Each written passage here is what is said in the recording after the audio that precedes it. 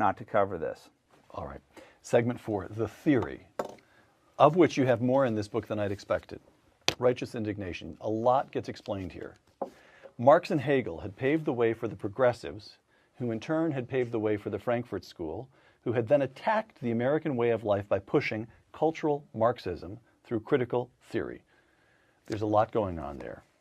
Very briefly, what's the Frankfurt School, and why should anyone watching this interview care? Okay, first of all, anyone that reads this book is going to laugh, and they're going to cry, and they're going to get Andrew in all of his zany different multiple layers.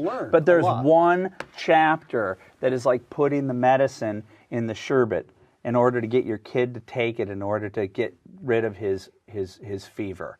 And to me, my one discovery, my one great epiphany, my one aha moment that I said, I got it. I see what exactly happened with in this country.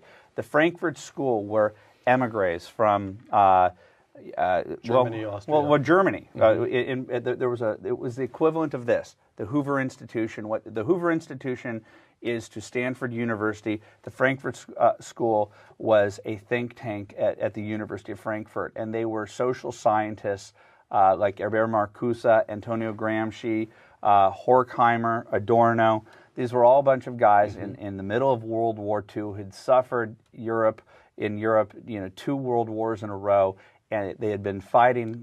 They had been fighting the Nazis, and they were trying to figure out another aspect of how to how to spread Marxism around the world. You could go to Bolivia, you could go to Bulgaria, and you could go to the peasant class, and you could say, let's flip this place. The Marxist-Stallman argument of getting the workers to get upset at the owners was very easy, but not in America, where the middle class was invested in their productivity, invested in the concept that they could have their own small little American dream, a white picket fence, that they could invent something and go from one generation to being dirt poor to being an owner within a very quick period of time. And what these guys figured out when they came to the United States, and Adorno is the one that drives me the most crazy. He came out to California, and I think it was Bertolt Brecht, the East German playwright, moved to Santa Monica in the 1940s at the height of the Golden Age. Think about this. These guys left Nazi Germany and Mussolini's Italy to come to California in the 1940s, and they lived by the beach, and they were depressed by the relentless cheeriness, the productivity, and the capitalism that they witnessed around them. And they came up with at the end of the day, we could call it cultural Marxism, but at the end of the day, we experience it on a day-to-day basis. And by that I mean a minute-by-minute, second-by-second basis. It's political correctness and it's multiculturalism. And what it took was this amazing concept of e pluribus unum, where everybody comes here and contributes to this, everybody becomes an American and contributes, but we have a common culture, we have a common border, a common mindset.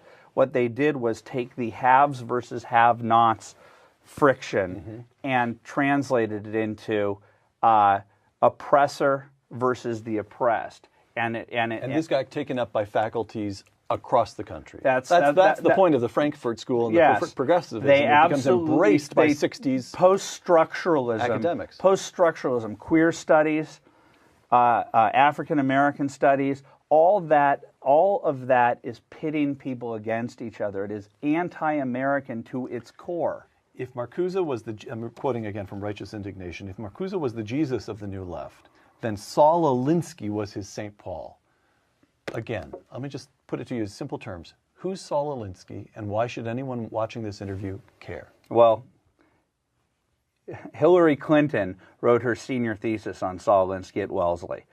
Barack Obama is an acolyte of Saul Alinsky. He created the concept of community organizing, and what he did, as I argue in this book, is he took all of this ethereal claptrap, this Noam Chomsky-like jargon that the average person couldn't understand. Herbert Marcuse is very hard to read. Right, it's all impossible to read.